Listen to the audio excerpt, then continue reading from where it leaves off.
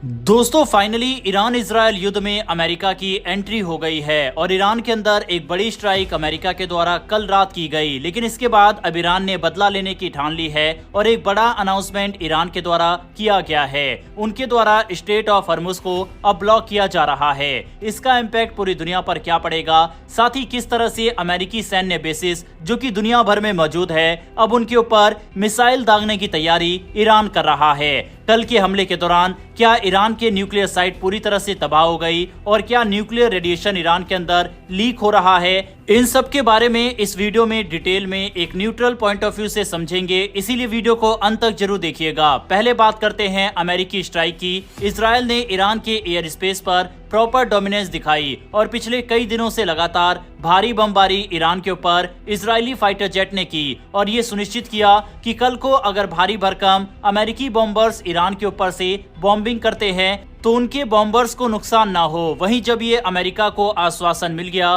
कि अमेरिका के इन बॉम्बर्स को अब कोई खतरा नहीं होगा, तब अमेरिका ने ईरान के ऊपर बड़ा हमला कर दिया। भारत में जब आधी रात हो चुकी थी उस वक्त अमेरिका के stealth bombers B-2 spirit bombers, जिन्हें दुनिया के सबसे एडवांस और खतरनाक लड़ाकू विमान माना जाता है, डियागो गार्सिया बेस से उड़ान भरते हैं। ये बेस हिंद महासागर में मौजूद एक छोटा सा टापू है, भारत के काफी नजदीक। इन बॉम्बर्स ने हवा में ही फ्यूल भरवाया, हजारों किलोमीटर का सफर तय किया और सीधे ईरान के एयर स्पेस में दाखिल हो गए और फिर टारगेट किया गया ईरान की 3 सबसे संवेदनशील न्यूक्लियर साइट्स फोर्डो, नतांज और इस्फहान। इन जगहों पर भारी बमबारी हुई और फिर बॉम्बर सुरक्षित लौट भी आए। जिस B-2 बॉम्बर का इस्तेमाल हुआ वो कोई मामूली विमान नहीं है। इनकी कीमत करीब $2.1 बिलियन यानी 17,000 करोड़ से भी ज्यादा है। इनकी सबसे बड़ी ताकत है स्टेल्थ टेक्नोलॉजी, यानी ये रडार में दिखते ही नहीं है। दुश्मन को पता भी नहीं चलता कि हमला कब और कहां से हुआ। इन बॉम्बर्स ने जो बम गिराए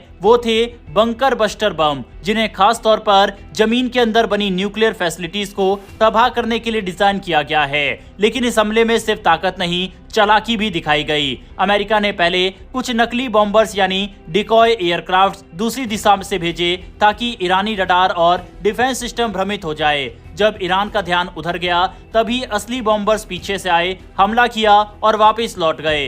रिपोर्ट्स की माने तो ईरान का एयर डिफेंस सिस्टम पूरी तरह से फेल हो गया। वहीं बात करें इन हमलों से कितना नुकसान हुआ तो अमेरिका का दावा है कि उसने ईरान की न्यूक्लियर क्षमताओं को भारी नुकसान पहुंचाया है।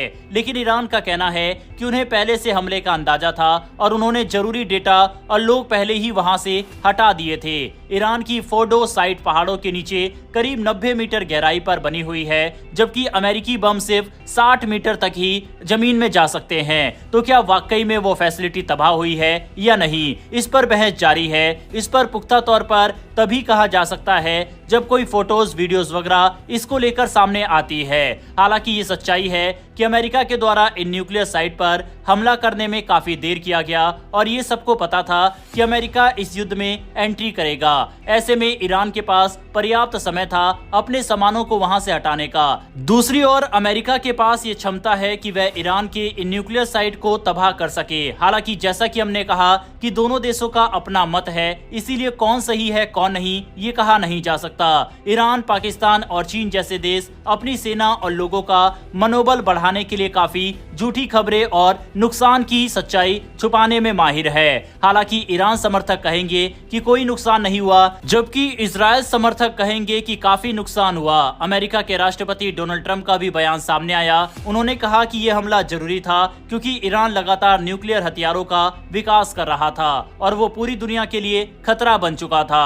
हमने शांति लाने के लिए ताकत दिखाई है, ट्रंप का यही संदेश था और यही बात इजरायल ने भी दोहराई। वहीं इस हमले पर दुनिया की बात करें तो रूस और चीन पहले से ही ईरान के करीबी हैं, वो इस हमले के खिलाफ बयान दे सकते हैं। भारत ने अब तक इस पर कोई सीधा बयान नहीं दिया, लेकिन कूटनीतिक रूप से भारत चाहता है कि स्थिति और ना बिगड़े। यूरोप के देश अभी वेट एंड वॉच मोड में हैं, लेकिन ईरान की तरफ से जो रिएक्शन सामने आ रहा है वह इशारा करता है कि आगे चलकर स्थिति और भी ज्यादा बिगड़ने वाली है। अमेरिका के हमले के तुरंत बाद ईरान की तरफ से ये साफ कह दिया गया है कि स्ट्रेट ऑफ हॉर्मुज कुछ ही घंटों में पूरी तरह बंद कर दिया जाएगा। ये कोई मामूली बयान नहीं है, ये वो समुद्री रास्ता है जहां से दुनिया का 20% कच्चा तेल गुजरता है। अगर ये बंद होता है तो पूरी दुनिया हिल जाएगी और भारत भी बुरी तरह से प्रभावित होगा। इस बयान को अमेरिका ने भी काफी सीरियस लिया और अमेरिका की तरफ से बयान सामने आया कि अगर ईरान ने यह हिमाकत की तो अमेरिका पूरी ताकत से ईरान के ऊपर हमला कर देगा। आप द ट्रिब्यून का आर्टिकल अपने स्क्रीन पर देख सकते हैं जिसमें लिखा हुआ है US will use unbelievable force if Iran tries shutting Strait of Hormuz. दरअसल ये बयान इसलिए सामने आ रहा है क्योंकि हमला होने के तुरंत बाद ईरान ने भी देर नहीं की। IRGC यानी ईरान की इस्लामिक रिवॉल्यूशनरी गार्ड कोर के नौसेना प्रमुख ब्रिगेडियर जनरल ने साफ शब्दों में कहा स्ट्रेट ऑफ हॉर्मुज कुछ ही घंटों में बंद हो जाएगा। अब रुकिए और सोचिए। स्ट्रेट ऑफ हॉर्मुज एक बेहद पतला सा समुद्री रास्ता, लेकिन इसकी अहमियत पूरी दुनिया की अर्थव्यवस्था के लिए जान से भी ज्यादा जरूरी है। हर दिन लगभग 2 करोड़ बैरल कच्चा तेल यानी करीब 20% ग्लोबल सप्लाई इसी रास्ते से गुजरती है। सऊदी अरब, कुवैत, इराक, UAE ये सभी खाड़ी देश अपना तेल यहीं से बाहर भेजते हैं। यहाँ तक कि कतर की LNG सप्लाई जो भारत, जापान और यूरोप तक जाती है वो भी इसी रास्ते से जाती है। अब अगर ये रास्ता बंद होता है तो न सिर्फ तेल महंगा होगा बल्कि पूरे ग्लोबल इकोनॉमिक सिस्टम पर भूचाल आ जाएगा। इसका असर तुरंत दिखा भी। ब्रेंट क्रूड की कीमत $90 प्रति बैरल पार कर गई। WTI ऑयल $87 को छू गया। विशेषज्ञों का कहना है अगर ये तनाव बढ़ा और स्ट्रेट ऑफ हॉर्मुज लंबे समय तक बंद रहा तो तेल की कीमतें 120 से $150 प्रति बैरल तक जा सकती है और इसका सीधा असर दिखेगा आपके ट्रांसपोर्ट पर, गैस सिलेंडर पर, बिजली बिल पर और हर चीज पर जिसका किसी न किसी रूप में पेट्रोल डीजल से संबंध है। अब सवाल आता है भारत को कितना डरना चाहिए? तो इसका सीधा जवाब है बहुत ज्यादा। भारत अपनी जरूरत का करीब 85% कच्चा तेल आयात करता है और उसमें से 40% से ज्यादा तेल स्ट्रेट ऑफ हॉर्मुज के रास्ते ही आता है। अगर ये रास्ता बंद हुआ तो भारत के रिफाइनरी ऑपरेशन रुक सकते हैं, तेल की कीमतें बढ़ सकती है, महंगाई अचानक ऊपर जा सकती है। सरकार के पास कुछ रणनीतिक भंडार जरूर है, लगभग 74 दिनों का तेल स्टॉक रखा गया है, लेकिन अगर हालात लंबे चले तो भारत की रुपया कमजोर हो सकता है, ट्रेड बैलेंस बिगड़ सकता है और इकोनॉमी पर गहरा असर पड़ सकता है। अब ये सिर्फ 2 देशों की लड़ाई नहीं रही, इसमें इजराइल पहले से एक्टिव है, अमेरिका अब खुलकर सामने आ चुका है, ईरान की तरफ से यमन और लेबनान के प्रॉक्सी ग्रुप एक्टिव हो सकते हैं। चीन और रूस इन दोनों देशों को ईरान से करीबी है, वो अमेरिका के इस कदम का विरोध कर सकते हैं और भारत जैसे देश जो दोनों पक्षों से संबंध रखते हैं उनके लिए यह एक कूटनीतिक जाल बन सकता है। सवाल यह है आगे क्या होगा? क्या ईरान वाकई स्ट्रेट ऑफ हॉर्मुज को पूरी तरह बंद करेगा? अगर हाँ तो ये एक ग्लोबल एनर्जी क्राइसिस होगा या फिर अमेरिका और ईरान के बीच बातचीत की कोई खिड़की खुलेगी। अब सारी दुनिया देख रही है